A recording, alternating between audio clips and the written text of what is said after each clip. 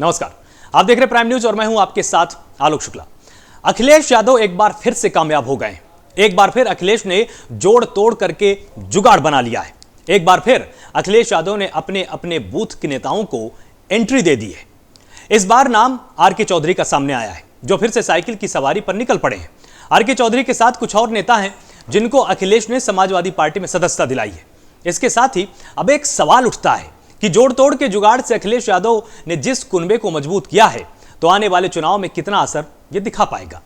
इस सवाल के साथ ही एक सवाल यह भी पैदा हो रहा है कि बीएसपी और कांग्रेस से इंपोर्ट करके लाए गए नेताओं के जरिए अखिलेश यादव चुनाव में कितना असर डाल पाएंगे, क्योंकि अखिलेश यादव के दावे तो ऐसे ही हैं कि उनके साथ बूथ लेवल पर काम करने वाले लोग मिले हुए हैं और इन कार्यकर्ताओं के जरिए अखिलेश यादव चुनाव में अच्छा प्रदर्शन करेंगे।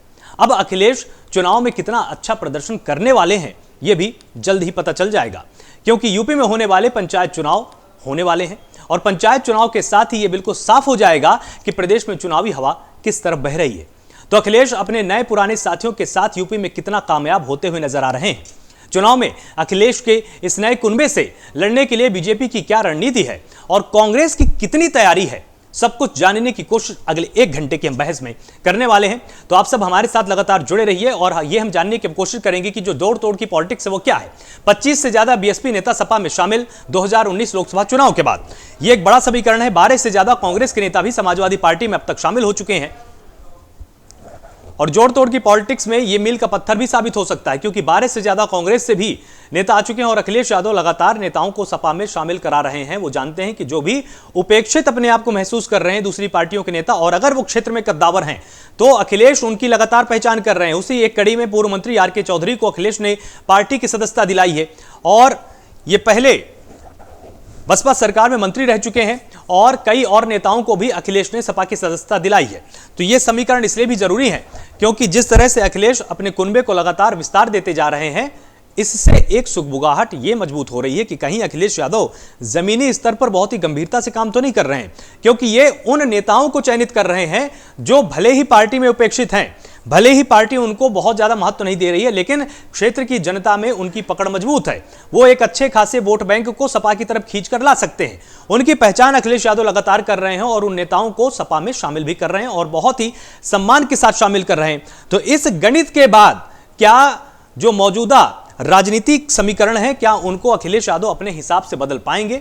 जब बात होगी पंचायत चुनाव की और जब बात होगी 2022 के चुनावों की, तो क्या अखिलेश यादव का पलड़ा इस जोड़तोड़ पॉलिटिक्स के चलते भारी हो जाएगा? क्योंकि लगातार ये कुछ ऐसे नेताओं को चिन्हित करके अपनी पार्टी में शामिल कर रहे हैं जो कि बीजेपी के वोटों में सेंध लगा सकते हैं, और साथ ही जो कांग्रेस के कुछ ऐसे नेता हैं जो कि कांग्रेस के नैया को पार लगाने की क्षमता रखते हैं, उनको भी अखिलेश यादव अपनी पार्टी में लगातार खींचकर ला रहे हैं, जिसके चलते कांग्रेस का जो जनाधार है वो धीरे धीरे और सिकुड़ता जा रहा है। साथ ही जो बीएसपी एक तरह से जाति समीकरणों को छेड़ने में सबसे ज्यादा माहिर पार्टी है उत्तर प्रदेश में, उस पे भी जो कद्दावर नेता बीएसपी के हैं उनको भी समाजवादी पार्टी में वो लगातार शामिल करा रहे हैं कि जो जाति समीकरण होगा वो बीएसपी की तरफ ना शिफ्ट होकर समाजवादी पार्टी की तरफ शिफ्ट हो सकता है। तो 2019 लोकसभा चुनाव के बाद 25 से ज्यादा बीएसपी के नेता समाजवादी पार्टी में शामिल हो चुके हैं और यह कोई छोटी संख्या नहीं है। 25 से ज्यादा नेताओं के आने का मतलब है कि काफी ज्यादा जनाधार इनका बढ़ा होगा और 12 से ज्यादा नेता कांग्रेस के अखिलेश यादव अपनी पार्टी में शामिल करा चुके हैं। तो जो संकुचन की एक पूरी लहर से इस वक्त कांग्रेस उत्तर प्रदेश में जूझ रही है, उसको और ज्यादा सिकोड़ते जा रहे हैं अखिलेश यादव की जो जनाधार कांग्रेस का है उत्तर प्रदेश में, वो और भी ज्यादा सिमट सकता है, क्योंकि जो इनके बड़े नेता हैं वो समाजवादी पार्टी की तरफ जा रहे हैं और धीरे धीरे कांग्रेस का जनाधार इस तरह में और कमजोर होगा। इस पर भी कांग्रेस को अब काम करने की जरूरत है। तो कांग्रेस के पास जो सबसे बड़ी चुनौती है वो ये है कि जो लगातार उसका संगठन है उसको और ज्यादा विस्तार देने की जरूरत है और जो संगठन है उसको बनाकर भी रखा जाए, उसमें कहीं से भी छिटक कर नेता दूसरी पार्टियों में ना जाने पाए। यह कांग्रेस के लिए बड़ी चुनौती होगी। बीजेपी के लिए इस जोड़ तोड़ की पॉलिटिक्स में चुनौती क्या सबसे बड़ी आने वाली है? बीजेपी अगर आश्वस्त है कि वो चुनाव में जीत हासिल करेगी तो उसके लिए अखिलेश यादव कहीं ना कहीं मुश्किल पैदा कर सकते हैं, क्योंकि अखिलेश जिन जिन नेताओं को चिन्हित करके अपनी पार्टी में ला रहे हैं वो अपने अपने क्षेत्र में काफी अहमियत रखते हैं। उनके पास अच्छा खासा वोटों का बैंक है, अच्छा खासा जनाधार है। तो अगर वहां पर बीजेपी ये सोचे कि उसका नुकसान नहीं होगा तो ये भी बीजेपी के लिए सही साबित नहीं होने वाला है। तो ये तीनों ही पार्टियों के लिए, चारों ही पार्टियों के लिए, चाहे आप सपा की बात करें, बीजेपी की बात करें, कांग्रेस की बात करें या बसपा की बात करें, जोड़ तोड़ की पॉलिटिक्स कहीं ना कहीं पंचायत चुनाव से ज्यादा 2022 के लिए अहम हो जाती है, क्योंकि पंचायत चुनाव तो बिल्कुल होने वाले हैं। इसमें तमाम नेताओं ने जो अपनी तैयारियां कर रखी होंगी उसी के हिसाब से मतदाता अपना वोट करने वाला है। स्थानीय मुद्दे ज्यादा प्रबल रहने वाले हैं पंचायत चुनाव में, जैसा कि अक्सर प्राइम न्यूज आपको तमाम चर्चाओं के दौरान भी दिखा चुका है। जो हमारे स्पेशल प्रोग्राम होते हैं उसमें भी हमने आपको दिखाया कि पंचायत चुनाव में जो जातिगत आरक्षण है या जो सीटें अनारक्षित रखी गई हैं उनका कितना बड़ा प्रभाव पड़ने वाला है। लेकिन जब 2022 का विधानसभा चुनाव होगा उसमें अखिलेश की ये जोड़तोड़ पॉलिटिक्स निश्चित रूप से कहीं ना कहीं एक गहरा प्रभाव डालेगी, और उसी पर आज हम चर्चा करेंगे। तमाम पार्टी के प्रतिनिधियों से हम यहां पर समझने की कोशिश करेंगे कि उनकी तैयारी क्या है, क्या उनके पास कोई ऐसा रोड मैप है कि वो अखिलेश यादव के विजन को समझ पाए हों और उसके हिसाब से अपनी ढाल को तैयार कर रहे हों, क्योंकि अखिलेश यादव एक तरह से तलवार की तैयारी कर रहे हैं कि वो सीधे वार करेंगे। तो क्या तमाम पार्टियों के पास उससे बचने के लिए ढाल तैयार है क्या, इस पर भी आज हम चर्चा करेंगे। क्योंकि बसपा सरकार में कैबिनेट मंत्री रहे आर.के. चौधरी को सपा की सदस्यता दिलाई गई है। इसके पहले पूर्व विधायक कालीचरण राजभर, पूर्व आईपीएस गुरबचन लाल समेत तमाम लोग भी समाजवादी पार्टी में शामिल हो चुके हैं, और इसके साथ साथ अखिलेश यादव क्या काम कर रहे हैं वो तमाम मुद्दों पर भी सरकार से प्रश्न पूछ रहे हैं। जैसा भी उन्होंने हाल ही में एक प्रश्न पूछा कि अगर इन्वेस्टमेंट आ रहा है तो उसका पैसा कहां जा रहा है। वो जनता का ध्यान उन मुद्दों की तरफ भी बार बार आकर्षित करने की कोशिश कर रहे हैं जो जनता से जुड़े हुए मुद्दे हैं।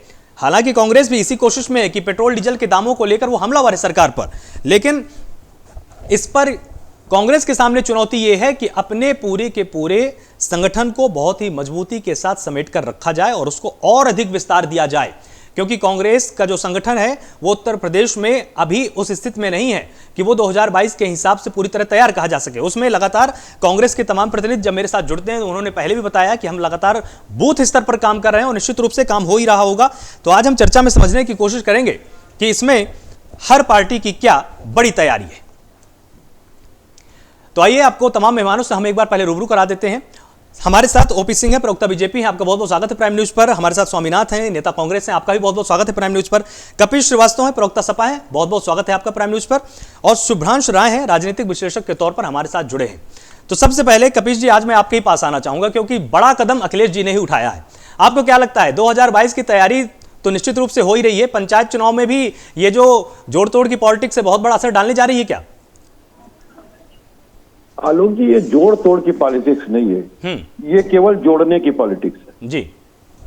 हमने कोई ऐसी अभियान नहीं चलाया कि लोगों को तोड़ करके हम अपने पास लाएं। अगर कोई हमारे साथ हमारे विचारधारा में अपने आप को कहता है कि हम आपकी विचारधारा, आपके नेतृत्व को मानते हैं, आपके कार्यक्रमों में आस्था रखते हैं और इस प्रदेश के लिए, इस देश के लिए, देश और प्रदेश की आवाम के लिए कुछ करना चाहते हैं, तो उसका दोनों हाथ खोलकर हम गर्मजोशी से स्वागत करते हैं। और मेरे ख्याल से ये सिर्फ समाजवादी पार्टी नहीं, इंडिया के अंदर कोई भी पार्टी है, अगर कोई नेता आता है जिसका जनाधार है तो बिल्कुल उसको व्यक्ति वो चाहेगा, वो पार्टी चाहेगी कि बिल्कुल वो शामिल हो और हमारे साथ हम कंधे से कंधा मिलाकर इस देश और प्रदेश के लिए काम करे। तो समाजवादी पार्टी, चूंकि उत्तर प्रदेश के अंदर हमारा संगठन बहुत मजबूत है, डबल बूथ कमेटियां हमारी प्रत्येक गांव के अंदर है, बूथ स्तरों पर है, और भारतीय जनता पार्टी का जो कैडर है उससे सशक्त कैडर समाजवादी पार्टी के पास उत्तर प्रदेश के अंदर। हम कहीं से भी भारतीय जनता पार्टी के कैडर से कोई कम नहीं है, और हमारा कार्यकर्ता वो तेल पर नहीं चलता, वो नोट पर नहीं चलता है, वो अपने पास से सारी चीजें लगा के चलता है कि हम गरीबों की पार्टी। तो जब आप विपक्ष में हैं और आप विपक्ष में सबसे बड़े विपक्षी दल हैं, तो निश्चित तौर पे जनता भी आपकी ओर देखती है और तमाम दल के नेता भी कहीं ना कहीं अपने अच्छे उज्जवल भविष्य के लिए और प्रदेश में अच्छा काम करने के लिए वो जुड़ना चाहते हैं। तो जो व्यक्ति हमारे नेता में, हमारे नियत में, हमारे नेतृत्व में, हमारी विचारधारा में, हमारे कार्यक्रमों में आस्था व्यक्त करते हुए अगर वो पार्टी ज्वाइन करता है तो हम लोग उन्हें पार्टी ज्वाइन कराते हैं, और निश्चित रूप से वो लोग हमारी पार्टी को मजबूत कर रहे हैं। जन जन में उनकी पकड़ है, इसमें कहीं दो राय नहीं है, और ये सत्य है। बिल्कुल 2022 की चुनाव की तैयारी हम लोगों ने उसी दिन करनी शुरू कर दी थी जिस दिन विपक्ष में बैठ गए थे। जैसे जैसे कार्यक्रम आगे बढ़ता चला जाता है, आदमी उसी तरीके से अपने आंदोलनों को, अपनी विचारधारा को, अपने नए नए कार्यक्रमों को जनता के बीच लेकर के जाता है, और आज हम वही काम कर रहे हैं। जी ठीक है। ओपी जी हमारे साथ जुड़े हुए हैं। ओपी जी, आपको क्या लगता है कि आपकी तैयारियां कहीं अखिलेश यादव से पीछे तो नहीं चल रही हैं, क्योंकि वो मुद्दे तो उठा ही रहे हैं, साथ ही साथ उन नेताओं की पहचान भी जाकर स्थानीय स्तर पर कर रहे हैं जिनका जनाधार बहुत अच्छा खासा है? आलोक जी, सबसे पहली बात तो यह है कि भारतीय जनता पार्टी किसी पार्टी की तैयारी से तुलना नहीं करती। भारतीय जनता पार्टी की अपनी स्वयं की रणनीति है, अपनी स्वयं की तैयारियां होती हैं। एक चुनाव समाप्त होते ही कार्यकर्ता दूसरे चुनाव की तैयारी शुरू कर देता है। आपने देखा होगा कि ये ग्राम पंचायत चुनाव जो सामने आने वाला है या इसके पहले भी जो चुनाव हुए, ये बहुत लंबे समय से हमारे नेता और हमारे कार्यकर्ता, और हम तो कहते हैं कि भाई हम जो चुनाव लड़ते हैं वह चुनाव हम अपने मुद्दे को लेकर लड़ते हैं, हम अपने नीति को लेकर लड़ते हैं, हम अपने नेता को लेकर लड़ते हैं, और सबसे बड़ी बात यह है कि हम अपने कार्यकर्ता के बल पर चुनाव लड़ते हैं। और ये हमारे कार्यकर्ता बूथ स्तर से, देखिए अब तो चुनाव आ रहा है, सभी इस बात की गारंटी देंगे कि साहब हमारी बूथ स्तर से लेकर के और उस पर तैयारियां होने भी चाहिए, हर राजनीतिक दल को करनी भी चाहिए। हर राजनीतिक दल एक दूसरे से समझौता करता है, ये भी स्वागत योग्य और स्वाभाविक है कि जब चुनाव आता है तो पार्टियां अपने पे ढंग से तैयारी करती हैं, तो हमारी तैयारियां हैं। और आपने देखा होगा कि उत्तर प्रदेश ही नहीं, पूरे देश में जितने भी चुनाव हुए हैं उसमें हमने अपने कार्यकर्ताओं, अपनी रणनीतियों और अपने विकास के मुद्दे, अपने नेता के चेहरे और उनकी नीतियों को लेकर के ही हम चुनाव लड़ते चले आ रहे हैं, और उसमें जनता हमारे साथ है, जनता रहेगी। इससे पूर्व में जो चुनाव हुए, चाहे आप उत्तर प्रदेश का चुनाव देख लीजिए, मैं ज्यादा बाहर नहीं जाना चाहता, चाहे वो 2019 का लोकसभा चुनाव हो, वो सारी पर्दे के बाहर है। इसके बाद जो एक उपचुनाव हुआ 2 महीना पहले, जिसको हमारे विपक्षी पार्टियां ताल ठोक के कहते थे कि 2022 का ये सेमीफाइनल हमारी लड़ाई है, उसको भी आलोक जी परिणाम क्या निकला वो बताने की आवश्यकता नहीं है। तो हम समझते हैं कि ग्राम पंचायत का चुनाव हो या 2022 का चुनाव हो, हम अपनी मुद्दे, नीति और नियत के कार्यकर्ताओं के साथ लड़ने को तैयार है। बाकी पार्टियां क्या तैयारी कर रही हैं, किसके ठीक है उसमें उनका गठजोड़ हो रहा है, इससे हमसे कोई लेना देना नहीं है। ठीक है, आप बिल्कुल निश्चिंत बिल्कुल दिखाई दे रहे हैं। हमारे साथ स्वामीनाथ जी भी जुड़े हुए हैं कांग्रेस से। स्वामीनाथ जी, अब तक 12 से अधिक नेता कांग्रेस को छोड़कर समाजवादी पार्टी के साथ हो चुके हैं, पार्टी में सब कुछ ठीक तो है ना? पार्टी में सब ठीक है, जितना रिफाइन ऑयल है, गंदगी है वो निकल जाता है तो ठीक होता है, क्योंकि पार्टी जब तक आप पार्टी के विचारधारों से, जब तक आपको पार्टी हमेशा सहयोग करते रहे, तो कई लोग धोखा सभी पार्टियों में ऐसे आना जाना स्वार्थ के लिए लोग करते हैं। और जब से उत्तर प्रदेश की कमान प्रियंका गांधी जी संभाली है, तब से कार्यकर्ताओं में बहुत बड़ा जोश है और उत्साह है काम करने का। अभी आप देखे होंगे कि पंजाब के नगर निकाय चुनाव से संदेश जा रहा है देश में, बदलाव का लहर आएगा, और अब कांग्रेस के प्रति लोगों का रुझान बढ़ते जा रहा है, क्योंकि इनका शेष नेतृत्व भारतीय जनता पार्टी के कुशासन से देश परेशान, महंगाई से, बेरोजगारी से, और जो वादे करके आए प्रधानमंत्री जी और आपके उत्तर प्रदेश के मुख्यमंत्री जी, 3 साल के लिए जो कानून में श्रमिक कानून खत्म कर दिया गया उत्तर प्रदेश में, कोई स्वतः रोजगार पैदा नहीं किया गया, बल्कि सरकार हमारे देश की संपत्ति को बेचने का काम ओलेक्स पर किया है। तेल, भेल, सेल सारा चीज बेच रहा है। आए दिन जो तेल की भाव बढ़ रही है, जिससे आवाम पर, आम पब्लिक पर भार पड़ रहा है। 100 के पार तेल का दाम हो गया, डीजल पेट्रोल दाम 75 रुपया गैस सिलेंडर बढ़ गया। ये देश के आम नागरिक पर, जो रोज कमाने खाने आप जैसे लोग हैं, जो नौकरी पेशा पे काम करते हैं, जिनका आय का स्रोत कुछ नहीं है, उनके पर सीधे अटैक भारतीय जनता पार्टी सरकार की है, जिससे आने वाले पंचायत चुनाव 2022 के चुनाव में जनता सीधे जवाब देगी। क्योंकि किसी को अब तैयारी और मुखौटा देकर इतना भी भ्रम फैलाओगे, 2 करोड़ नौकरी देंगे, 15 लाख खाते में आएंगे, कई तरह का भ्रम फैलाकर देश में राजनीति में तो आ जाता है लोग और चुनाव जीत सकता है, लेकिन जनता को धोखा देकर किस तरह से आपका कंट्रोवर्सी है, किस तरह से आपका महंगाई दर कैसे बढ़ते जा रहा है। जब तेल का भाव बढ़ जाता है तो देश के हर चीज, तेलान दलान मसाले और हर चीज का भाव बढ़ जाता है। तो इसी तरह हमारा तेल के कीमत पर कंट्रोल नहीं है, देश के प्रधानमंत्री कंट्रोल नहीं, प्रदेश के मुख्यमंत्री कंट्रोल नहीं कर पा रहे हैं। तो किस मुद्दे को लेकर जनता के पास जाएंगे ये लोग कि जब देश के महंगाई और कहते हैं हम अच्छे दिन लाएंगे, यही अच्छे दिन के लिए दिए थे कि आप एक तरफ 28% 28 GST लाए, कंपल्सरी टैक्स, जिसमें लोगों को को आप किस तरह से भ्रमित किए। ठीक है। उसके बाद नोटबंदी आया, नोटबंदी से आम आदमी लाचार हुआ। इस कोरोना काल में जिस तरह मजदूरों और श्रमिकों को रोड पर चलने, नोटबंदी को लेकर तो आप लड़ चुके हैं ना पहले चुनाव, किसान के 3 काले कानून, वो सन 2021 में भी काम करेगा क्या आपके लिए? नोटबंदी को तो लेकर आप 2019 का चुनाव पहले ही लड़ चुके हैं, जनता इसको सुन चुकी है। अब जनता को अभी तक भ्रम था, लेकिन ये महंगाई का पेट पर जब वार भाजपा बार बार सरकार कर रही है, तो इसका अहम भूमिका पंचायत। ठीक है। शुभ्रांश राय हमारे साथ जुड़े हुए राजनीतिक विश्लेषक हैं। शुभ्रांश जी, जिस तरह से आपने बीजेपी को भी आपने सुना, आपने सपा को भी सुना, आपने कांग्रेस को भी सुना, क्या लगता है इस जोड़ तोड़ की राजनीति में? क्योंकि देखिए कपीश जी भले ही बोल रहे हैं कि हम सिर्फ जोड़ने की राजनीति कर रहे हैं, लेकिन जब कोई कहीं से टूटा है तभी तो आकर यहां पर जुड़ा है। लेकिन आपको क्या लगता है कि ये पूरे के पूरे जो इस समय समीकरण बन रहे हैं, किसके पक्ष में ज्यादा हो सकते हैं? देखिए आलोक, ऐसा है कि पहली बात तो ओम प्रकाश जी की एक बात को मैं आगे बढ़ाना चाहता हूँ, इनको मैं धन्यवाद भी देना चाहता हूँ। इन्होंने बड़े साफ साफ शब्दों में कहा कि भारतीय जनता पार्टी 365 दिन चुनाव प्रचार में लगी रहती है। बिल्कुल सत्य है, क्योंकि ये लोग सिर्फ चुनाव प्रचार में ही लगते हैं। सरकार चलाना और लोगों के जीवन स्तर को ऊंचा करना शायद इनका सेकंड लाइन उद्देश्य है, फर्स्ट लाइन उद्देश्य नहीं है। दूसरी इंपॉर्टेंट बात देखिए, अगर हम लोग पंचायत चुनाव की बात कर रहे हैं, तो ये जो किसान आंदोलन हुआ है ना मित्र, इसने पूरे हिंदुस्तान की आंखें खोल दी है। आज तक कोई भी भारतीय जनता पार्टी के सिंबल वाला व्यक्ति गांव में अगर जाएगा वोट मांगने, तो उत्तर प्रदेश के गांव का किसान उससे पूछेगा कि भैया हमें तुम दूसरे दर्जे का नागरिक क्यों समझते हो, हमारे धान को 1868 रुपए 64 पैसे की एमएसपी पे क्यों नहीं खरीदा जाता।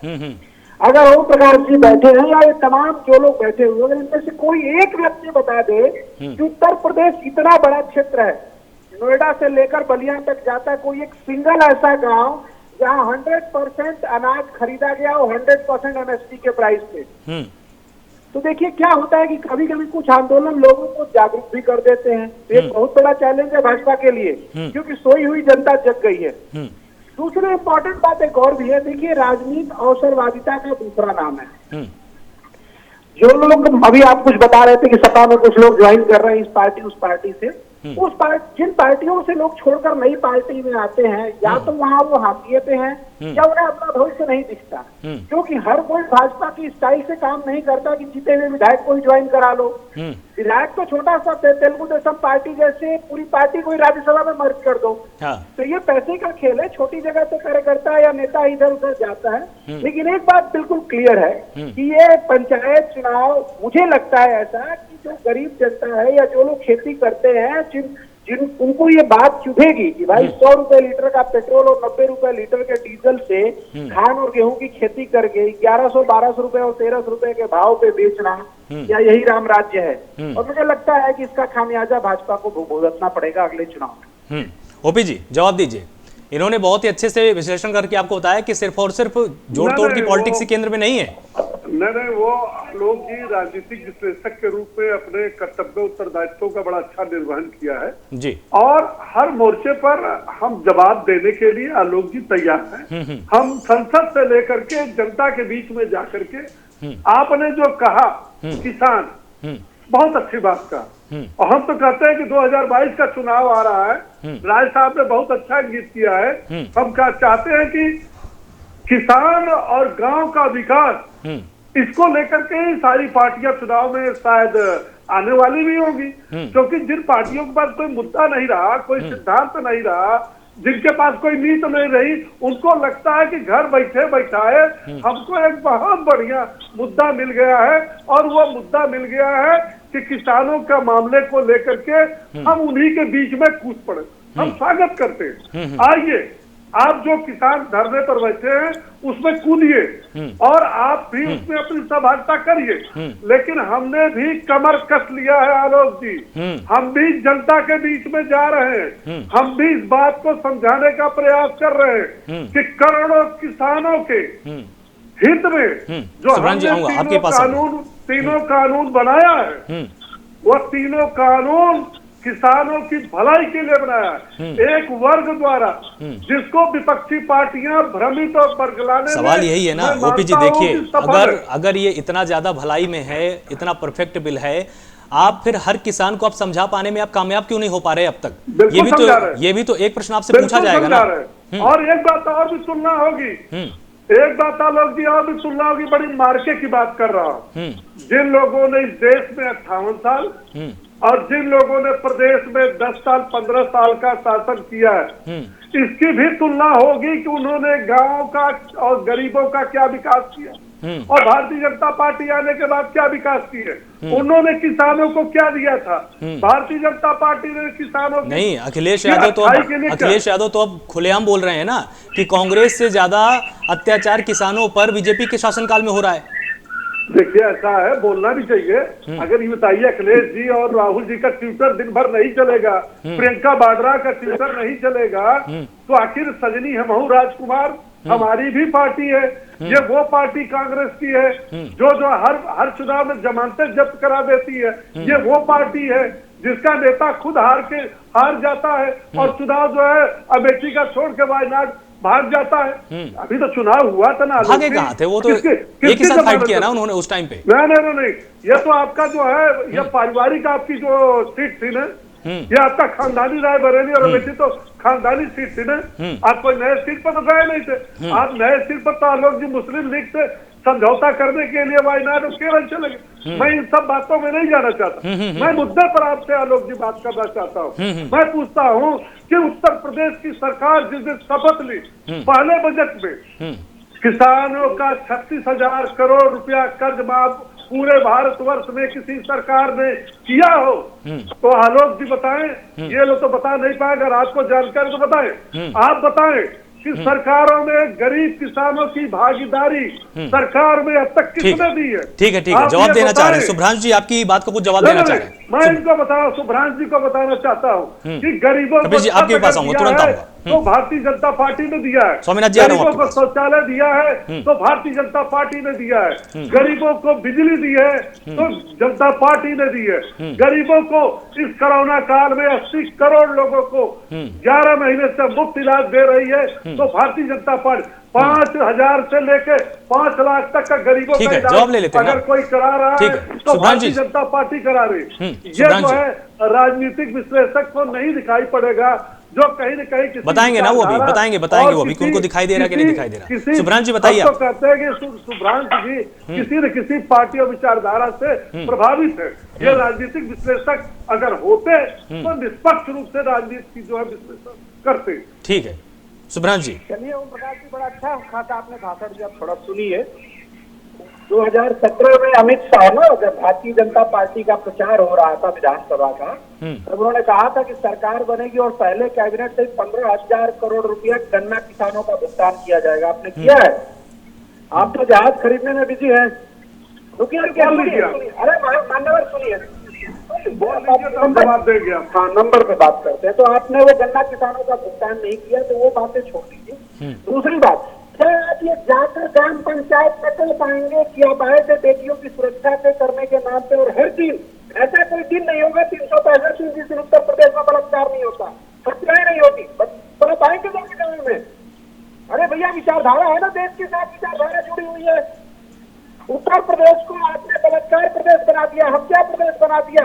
इनकी बेटियां खेतों में मारी जाती, होने के बाद को उठाकर आपकी पुलिस बंद कर देती है। देखिए आपके नाम क्या विचारधारा होता है? विचारधारा के पहले देश आता है। ये राम राज्य नहीं था, राम राज्य ये था कि बेटी घर से निकले तो सुरक्षित रहे। 2017 से पहले का दिन 16 का वीडियो नरेंद्र मोदी जी का था कि 7 बजे जब शाम होती है उत्तर प्रदेश में तो बेटियां घर से नहीं निकल पाती। आज तो दिन में 10 बजे अकेले नहीं निकल पाती। आज ऐसे बाहुबली हो सकता है कि देश का प्रदेश की 23 करोड़ आबादी वाली गरीब जनता का जवाब देने की क्षमता है आपके अंदर। क्या लेकर जाएंगे आप ग्राम पंचायत के चुनाव में? क्या आप लोगों बताइए जो है। ओपी जी आऊंगा आपके पास, पहले अभी हम कपिश जी के पास जाएंगे। बना दिया है। रोजगार की बात करना बेईमानी है सर। इससे पहले 2017 से पहले आपने सुना था कि राज्य सरकार की नौकरियां 3-3 साल 500 साल के कॉन्ट्रैक्ट से किया जाएगा। सुना था आपने? ठीक है सुभ्रांश जी, आपकी बात आ गई। ठीक है कपिश जी के पास चलते हैं एक बार। कपिश जी, आप कुछ बीच में कहना चाह रहे थे। नहीं, हम ये कहना चाह रहे थे कि ओम प्रकाश भाई जो है जो 36,000 करोड़ रुपए माफ किए, उस पर एक श्वेत पत्र विधानसभा सत्र में जारी कर दें। और दूसरी चीज मैं एक बात ये कहना चाहता हूँ कि जो 4 आने 8 आने का सर्टिफिकेट दिए हैं उसका भी जारी कर दीजिएगा। तीसरी बात मैं एक चीज इनसे पूछता हूँ, वो तुरंत हमको 1 सेकंड में जवाब दे लेंगे, फिर हम अपनी आगे बात करेंगे कि ये जो इन्होंने सीमांत और लघु किसानों को विभेद किया, बाकी किसानों को अलग किया, मात्र 86 लाख किसान थे, उनमें से आपने ऐलान किया था बंद करने का। हमें आप बताइए कि किस वर्ष का आपने ये जो कर्ज है वो माफ किया है, किस वर्ष का कर्ज? ओपी जी प्रश्न पूछ रहे हैं आपसे कपीश जी। जो कर कपीश जी, पहली चीज तो यह है कि हम जाति धर्म संप्रदाय और क्षेत्र हम ये कहे नहीं, हम ये कहे नहीं, हम एक पॉइंट कि किस वर्ष का कर्जा आपने माफ किया है? अरे यार सुन लो मेरे भाई कपीश जी, पहले मैंने कहा कि हम जाति धर्म क्षेत्र संप्रदाय की राजनीति नहीं करते।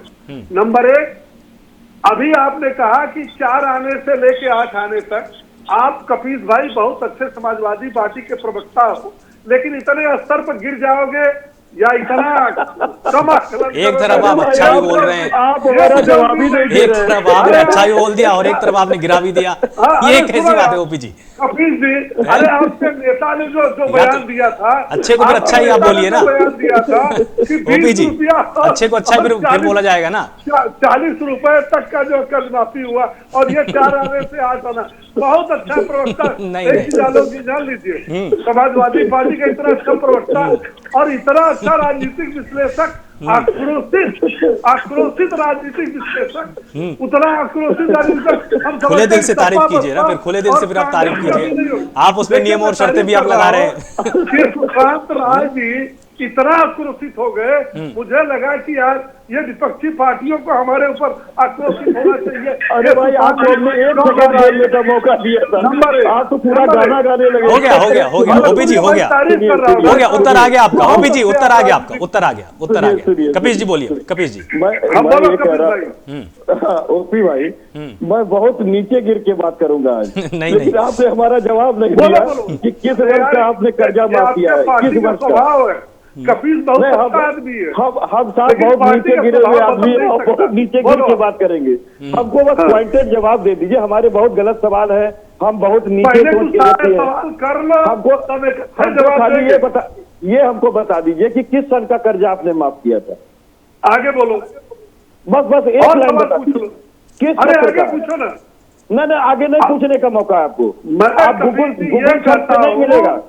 मैं आपको बताता हूं। एक मिनट, हमारी पार्टी की सरकार में आने के पहले कुछ पार्टियां ऐसी भी सरकार में रही जो हमारे गरीब किसानों को कर्ज में डुबा दिया था। कुछ पार्टियां ऐसी थी किस सन का माफ किया उन्होंने प्रश्न कुछ और पूछा है ओपी जी। हम तो कुछ कह ही नहीं रहे हैं। ठीक है, आप अब यहाँ पर अपनी बात रखिए कपीश जी। मैं जानता हूं कि मेरे ओपी भाई को नहीं मालूम है और वो कह भी नहीं पाएंगे। तैयारी के साथ बैठना चाहिए जब आप अपनी सरकार के लिए बैठे। कोई होता है। मैं तो बताइए किस वर्ष का हुआ आप? नहीं, आपके निगाह में किस साल का है? नहीं, हम नहीं बताएंगे, अभी हम बता देंगे तो आप हमसे ही गिरा करना शुरू करेंगे। 2 हेक्टेयर के नीचे रहने वाला फिर वही लघु एवं मध्यम किसान भाई देखिए, सुब्रत राय था, उनको हमने माफ किया। बोलिए कपीश जी, मेरी बात सुनिए कि देखिए हमारे शुभ्रांश राय जी भी बैठे, स्वामीनाथ जी बैठे, आलोक शुक्ला जी भी बैठे हैं। मैंने सिर्फ सन पूछा, आप नहीं बता पाए, हम आगे बढ़ रहे हैं कि मतलब कोई कर्जा आप माफ नहीं कर पाए। मैं आगे बढ़ रहा हूँ। अब दूसरी बात मैं कहता हूँ, आपने कहा था कि हम राम राज्य स्थापित करेंगे, आपने कहा था कि हम राम राज्य स्थापित करेंगे। आपने उन्नाव की कल घटना देख ली, उससे पहले आपने बहुत पहले बुलंदशहर की घटना देखी और आपने दुबे जी का कांड भी देख लिया। आपने अपने ही बलिया के अंदर अपने ही विधायक द्वारा कराए गए धर्मेंद्र सिंह दुबे जी वाली घटनाक्रम में दो कांड हुए थे। हाँ, बिकरू और दूसरी बात ये कि देखिए आपके यहाँ जो है पुलिस रैंसम दिलाने का काम भारतीय इतिहास में रचा है, उसने 30 लाख रुपए दिलाया है। और मैं पूछना चाहता हूँ कि जब आपके यहाँ की पार्टी जो है शेखर अग्रवाल छूट करके आता है, वो भी जो सुब्रोध सिंह का हत्यारा और वो सुबोध सिंह जो थाना अध्यक्ष था, जिसने बहुत बड़ा बलवा होने से रोका था, आप उसको माला पहना के स्वागत करके और मोदी जी की पार्टी ज्वाइन करा देते हैं, है ना। और इस तरह की तमाम चीजें, अभी आईपीएस साहब के भागे हुए पाटीदार साहब हत्या के अभियुक्त हैं और उन्होंने रैंसम और उन्होंने पैसा मांगा था, घुसखोरी कर रहे थे। आपके रिजिम में जितनी भी भर्तियां निकली सबका पेपर लीक कर गया। अभी जो शिक्षक वाला निकला था, आपको याद होना चाहिए, उसका पेपर निकला, भ्रष्टाचार हुआ, आपके लोग उसमें नेता शामिल थे। तो और याद होगा आपको कि मंत्रियों के जो निजी सचिव थे रंगे हाथ घूस लेते पकड़े गए थे, बिना मंत्रियों के जानकारी के तो ले नहीं रहे थे, आपने उन पे कोई कार्रवाई नहीं किया। तो ये पार्टी विद द डिफरेंस का आपका जो विचारधारा था, मतलब कहने का ये है कपीश जी कि जब आप जनता के बीच में जाएंगे, भले ही पंचायत चुनाव हो, भले ही 2022 का चुनाव हो, आप इन मुद्दों को भी जनता के बीच में रखने वाले हैं। बिल्कुल, हम इन मुद्दों को भी रखेंगे और वर्तमान समय में जो आपने तेल में आग लगा दी है उसके बारे में भी तो आप बताएंगे ना कि $60 प्रति बैरल होने पे आप जो है वो 100 रुपए बेच रहे हैं, और कांग्रेस के समय में माला पहन के घूमते थे, उस समय $110 प्रति बैरल तेल मिलता था। तो हमें आप बताइए कि ये कितना अत्याचार देश के अपने ही लोगों पे आप कर रहे हैं, किसानों पे नहीं हमारे ऊपर भी कर रहे हैं, आप अपने ऊपर भी कर रहे हैं। आप कहें क्या ना कहें, आप और हम दोनों ही गरीब हैं ओपी भाई, हम लोग जानते हैं, आप पत्रकार रह चुके हैं, मैं अधिवक्ता हूं, तो हम लोगों को मालूम है कि हम लोग बड़े काले कोट की पसीना गिरा के कमाई खाते हैं, और आप भी अपनी कमर तोड़ देते हैं और जो कलम तोड़ लेते हैं तो केवल परिवार का पेट पालने भर का राशन पाते हैं। यही आलोक शुक्ला जी भी करते हैं। मैं आपको कह रहा हूं ये हम सारे लोगों के लिए बुरा है। आज जो किसान पे कानून आप लेकर के आ रहे हैं उसमें तीनों कानून ऐसे हैं जिस पे सीधा प्रभाव सिर्फ किसान पे ही नहीं पड़ेगा, 2 कानूनों का प्रभाव तो पूरे देश के ऊपर पड़ने वाला है। हम सारे लोगों की जेब खाली हो जाएगी, अपने बच्चे नहीं पढ़ा पाएंगे, ये हकीकत मान रहे हैं। और आप अपने विचारधारा के विरुद्ध, अपने पार्टी के विरुद्ध, अपने 2 मैन आर्मी के विरुद्ध आवाज उठाइए, मैं तो ये कहना चाहता हूँ। ठीक है, हमारे साथ स्वामीनाथ जी हैं। आपने बिल्कुल साफ साफ सुना कि बीजेपी की तैयारी क्या है। उनका ये कहना है कि हम तो हर वक्त चुनावी मोड में रहते हैं, इसलिए हमें ज्यादा चिंता करने की जरूरत नहीं है। कपीश जी ने साफ तौर पर गिना दिया कि हम किन किन मुद्दों के साथ जनता के बीच में जाने वाले हैं। आपकी क्या तैयारियां हैं संगठन के स्तर पर, बूथ के स्तर पर, आप किन मुद्दों के साथ जनता के बीच में जाने वाले हैं? देखिए, अब मुद्दा ही मुद्दा है देश के साथ। जितना इस समय प्रत्यक्ष को प्रमाण की जरूरत नहीं है, जैसे कपिल जी बोल दिए, सारे एक मुद्दा बताने की जरूरत नहीं। भारतीय जनता पार्टी का शासन में जिस तरह से गरीबों और किसानों और मजदूरों पर वार हो रहा है, एक बार नहीं 1000 बार हो रहा है। हम तो हमारे 2 का नीति से चल रहा है, इनके 2 और 2 के 4 के जो चौकड़ी में इस देश को सौंप दिए हैं, चाहे देश के संपत्ति को बेचने का काम, देने का काम किया जा रहा है, या तो महंगाई चरम सीमा पर बढ़ा दी जा रही है। डीजल पेट्रोल से आम आदमी, किसान, मजदूर सब पे प्रभाव पड़ेगा। जो राशन बेलान तलान लेगा उससे भी पड़ेगा। ये बहुत बड़ा मुद्दा है। इसी पर माननीय राजनाथ सिंह जी और स्मृति ईरानी भूमिका करने लगती थी। आज उन लोग का जबान नहीं निकलता है। जब कांग्रेस के जमाने में 50 पैसे 1 रुपया तिमाही बढ़ता था तो इन लोग रोड पे आ जाते थे, सिलेंडर लेके आ जाते थे। अब उनका कहाँ गया नेतृत्व और काम करने की क्षमता? जो देश के लिए आप बोलते थे, अब देश को डुबाने के लिए एक धारा में लोग चल रहे हैं। और देश की वस्तु स्थिति, बेरोजगारी, अब यही समस्या देश का बन गया है। आम जनता परेशान है। आम जनता इनको बताएगी चुनाव में कि ये 365 दिन जो चुनाव में लगे रहते हैं, अब भ्रम में नहीं पड़ेगा। 130 करोड़ प्रबुद्ध जनता जागरूक हो चुका है। कितना भ्रमित करेंगे? 2 करोड़ नौकरी का वादा, 15 लाख खाते में लाने का वादा। रामदेव ने आकर बोला 35 रुपया में पेट्रोल देंगे, और भाजपा को लाइए, अच्छे दिन आने का वादा किए। ये पूरा दिन लौटा दे भैया, अच्छे दिन नहीं चाहिए। हमारे पूरे दिन में ऐसा स्थिति नहीं। आपने एक चीज पर जहां तक आपने ध्यान नहीं दिया स्वामीनाथ जी, आपने एक चीज पर आपने ध्यान नहीं दिया। अखिलेश यादव ने क्या बोला, आपको उस चीज से अंदाजा हो जाएगा कि आप उत्तर प्रदेश में अभी हाल फिलहाल तो अकेले ही खड़े हैं। अखिलेश यादव ने सीधे तौर पर कांग्रेस पर भी हमला बोला है। उन्होंने बोला कि जो कुछ भी देश में हो रहा है इसके लिए कांग्रेस और बीजेपी दोनों ही जिम्मेदार हैं। आप ये मत सोचिए कि नहीं सपा आपके साथ है। नहीं, हम सपा साथ में नहीं है, हम अपने बल पे लड़ेंगे। और कांग्रेस देश के धारा प्रवाहित और देश के स्तंभ है। और ऊंचा नीचा आना जाना, सरकार आती है चली जाती है, लेकिन सिद्धांत अटल है। और हम देश के लिए किए हैं। आज हम जो बनाए हैं, एक पूत होता है, एक कपूत होता है। पूत होता है जो अपने संरचना को आगे बढ़ाता है, संपत्ति बढ़ाता है कि उसके पिताजी, दादाजी, परदादा लाए हैं जो चीज, उसको आगे बढ़ाता है। एक कपूत हो जाता है जो अपने देश का, अपने परिवार का सारा संपत्ति बेचकर देश को भी निहंगा कर देता है, परिवार को भी निहंगा कर देता है। तो आपको लगा होगा कि आज देश की स्थिति एकदम निहंगा होने पर चाणक्य ने कहा था, जिस देश का नेता, जिस देश का राजा व्यापारी होगा, उस देश का जनता भिखारी होगा। आज देश का जनता उसी मोड़ पे आके खड़ा है जो चाणक्य ने बोला था। आज हमारे दाने खाने और जिस तरह का ये कोरोना काल में मजदूरों को मरने के लिए छोड़ दिए, श्रमिकों को पथ से पैदल, प्रवासी मजदूरों को छोड़ दिए, आज दाना देने की बात करते हैं। उस समय साधन नहीं दिए उनको घर जाने के लिए।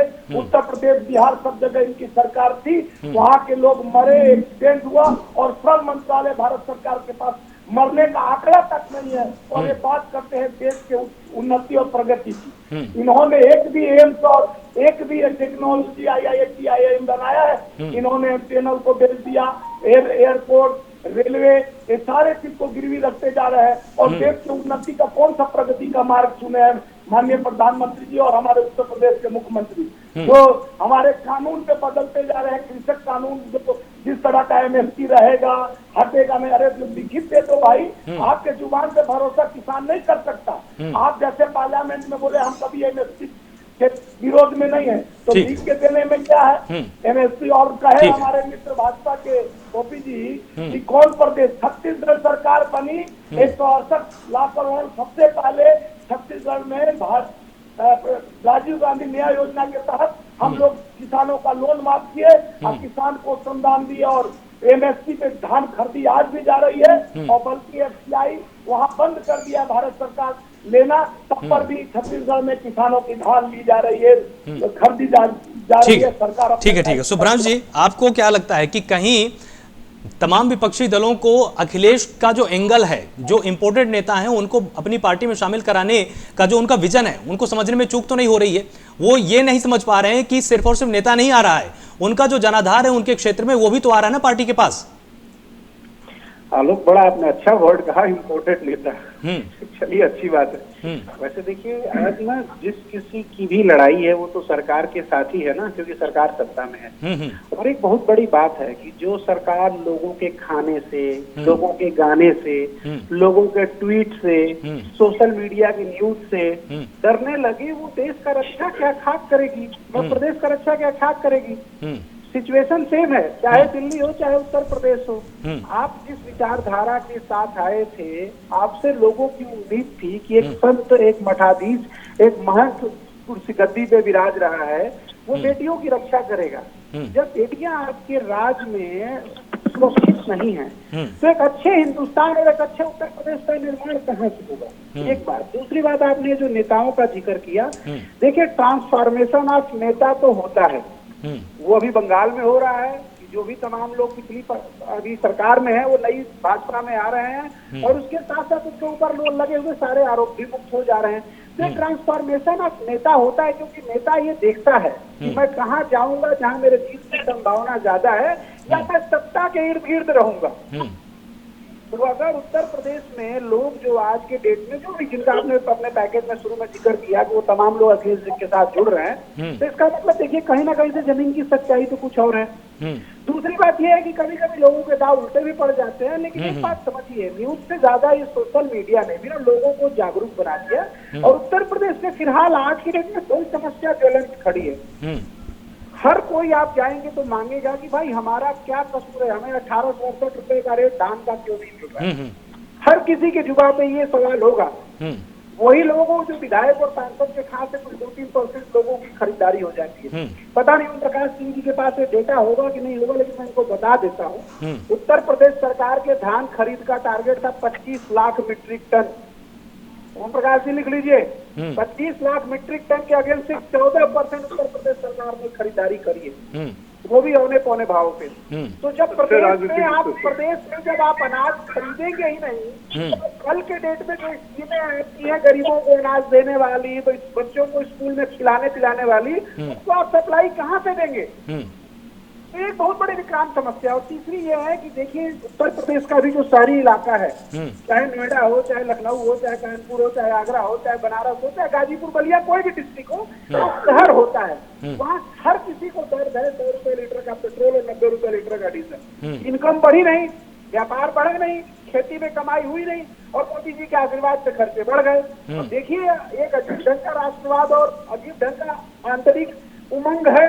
अब उसका रिजल्ट तो पंचायत चुनाव में बिल्कुल थोड़ा बहुत तो देखने को मिलेगा। ठीक है ओपी जी, इन्होंने आपसे तमाम प्रश्न पूछे कि आखिर तैयारी आपकी क्या है। एक इसमें प्रश्न ये भी है कि जिस तरह से अखिलेश यादव अपनी तैयारी कर रहे हैं, क्या आपने भी उसके विरुद्ध में अपनी ढाल कुछ ना कुछ तैयार की है अंदरूनी? आलोक जी, मैंने पहले ही कहा कि हम चुनाव के लिए हमेशा चुनावी मोड पर तैयार रहते हैं, चुनाव लड़ने को तैयार रहते हैं।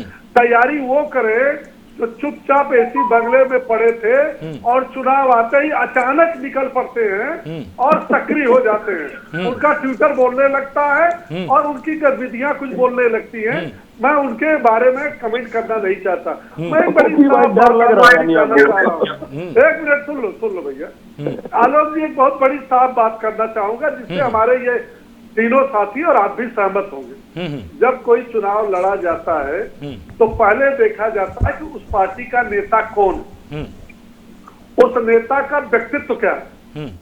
कम से कम आज के तारीख में तो ये बात तय हो चुकी है देश के अंदर कि परिवारवादी पार्टियां और परिवार में जो सोने का चम्मच लेकर के पैदा हुए, गांव में तो कहते हैं ना कि जब अमीर के घर कोई पैदा होता है तो कहते हैं कि भैया सोने के चम्मच।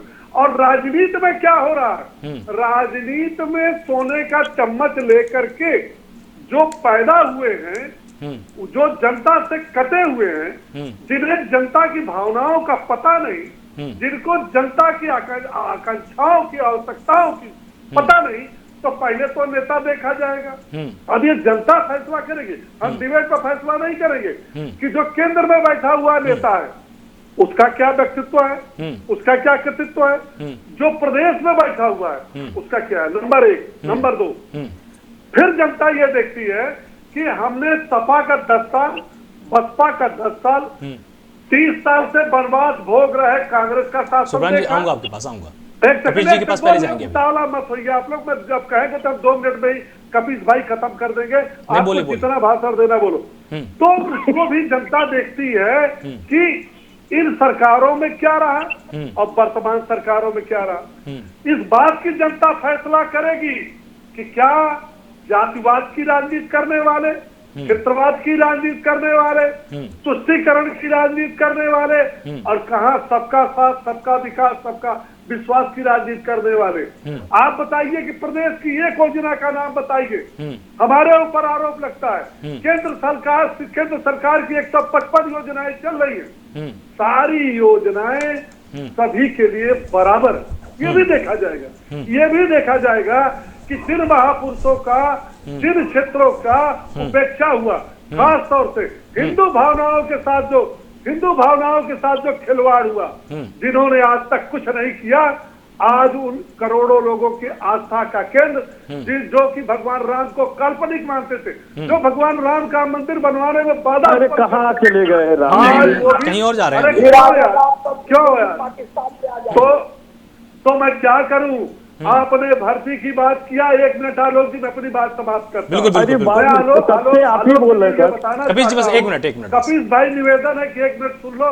इसके बाद सुब्रन जी आऊंगा आपके पास आऊंगा, धैर्य से सुनूंगा, बीच में बोलूंगा नहीं। बहुत अच्छे प्रवक्ता हो, मैं आपका बहुत सम्मान करता हूं कपिस भाई। आलोक जी, मैं कहता हूं कि हमारी पार्टी ने, हमारी सरकार ने 4 साल में 4 लाख लोगों को नौकरी दिया, एक बार भी आरोप नहीं लगा।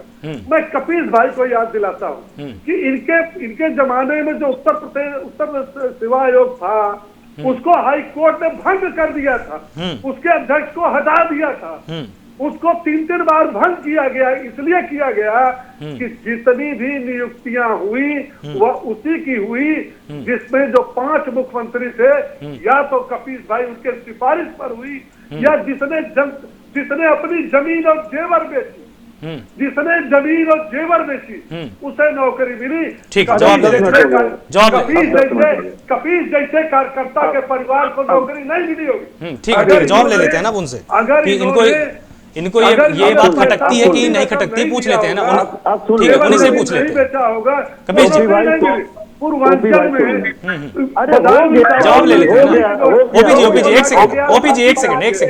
हाँ कबीर जी। ओपी भाई, जितना आराम से हमने आपको सुना है, आप भी हमें सुनिएगा और कामा भाई पुल स्टाफ आपका जवाब देंगे। आपने कहा था कि जो लोग सोने का चम्मच लेके पैदा हुए हैं, तो पहली चीज जान लीजिए कि ये प्रारब्ध कोई नहीं जानता है कि कौन किसके घर में जन्म लेगा और कौन किस घर से कैसे वो विदा लेगा। मैं एक चीज कहना चाहता हूं कि आप योगी आदित्यनाथ जी को भी देखिए, बिना चम्मच वाले में पैदा हुए थे, लेकिन जब गोरखनाथ के मठाधीश बने, मैं गोरखपुर से ही आता हूं, उन्हीं के शहर का हूं और वो हमारे धार्मिक गुरु भी हैं, लेकिन जहां तक राजनीतिक मामला है, मैं आपको कह रहा हूं कि वो सोने के चम्मच और चांदी के चम्मच और चांदी के गिलास में ही पानी पीते हैं। आज भी मंदिर के अंदर जो चीजें हैं वो आपको मैं बता रहा हूँ, और आप पूछ लीजिएगा योगी जी से, मैं झूठ नहीं बोलता हूँ। मैंने बता दूं, अरे भाई सुन तो लीजिए, आप बीच में अपने बोलिए। मैं आपकी तारीफ कर रहा हूँ कपिल जी। मैं आपको बता दूं कि योगी जी सोने के चम्मच से ही खाते हैं, सोने की थाली में खाते हैं, और पानी जो है वो चांदी के गिलास में पीते हैं, और फिर चांदी के कटोरी में खाते हैं, और मेवा ही खाते हैं, इसके अलावा कुछ खाते नहीं है।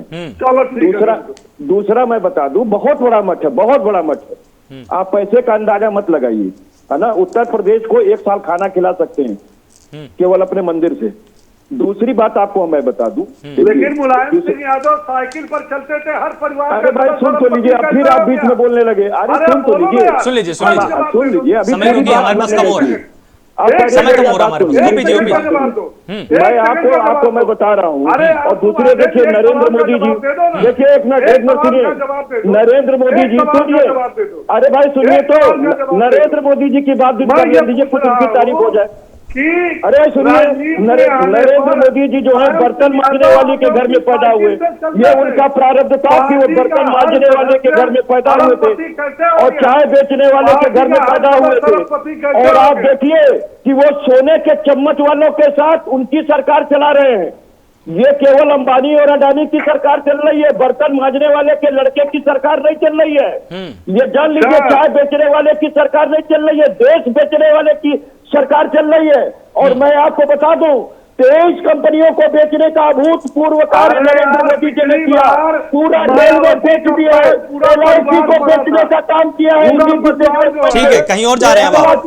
कबीर जी वापस आ जाइए। बेचने की तैयारी है। कबीर जी उत्तर प्रदेश में जाइए ना। खून को चूसने वाले लोग हैं ये, सोने के चम्मच वाले। ओपी जी 1 सेकंड ना, ओपी जी 1 सेकंड बोले दीजिए उनको। अरे कहाँ चले गए? मैं बहुत सीधी बात आपको यूपी में रहिए, अब अभी कहीं और नहीं जाना, मुंबई नहीं जाना है। गोरखपुर विश्वविद्यालय के अंदर प्रवक्ताओं की नियुक्ति हुई है, जहां 90% क्षत्रिय हैं और सब माल पे हुए हैं, 25 लाख रुपए थे। मैं आपको बता रहा हूँ, गोरखपुर विश्वविद्यालय के अंदर हुई है नियुक्तियां, और आज से तो जितनी नियुक्तियां निकली सबका पेपर फ्री में लीक हो गया था क्या? बिना माल के लीक हुआ था क्या? आपके नेता पकड़े गए थे, चांद यादव और कौन भाग गए? तो मेरी बात सोचिए, आपको बता दो कि आप बतावें, संवैधानिक चूल्हा हिलाने के बाद भी काशी परिक्षेत्र की दोनों सीटें हारे हैं, हमेशा चुनाव में रहते हैं। कहा जाता है बहुत बड़े राजनीतिक गुरु हैं आप लोग, लेकिन क्या कर लिए? काशी की जनता ने प्रधानमंत्री जी को नकार दिया है, और इसीलिए कह रहा हूँ कि इस पंचायत चुनाव में बैलेट चलिए ठीक है, सुभाष जी पास चलते हैं, वो आपको कुछ बात कहना चाह रहे हैं, फिर हम स्वामीनाथ जी के पास आते हैं। ठीक है, समय थोड़ा सा हमारे पास कम है। सुभाष जी कुछ बीच में कहना चाह रहे थे। सुभाष जी, अखिलेश यादव को भेज दो काशी चुनाव लड़ने के लिए। ठीक है, क्या काशी से हार के गए आपके प्रधानमंत्री? हमारे आशुतोष सिन्हा ने हरा दिया, हमारे आशुतोष सिन्हा ने हरा दिया।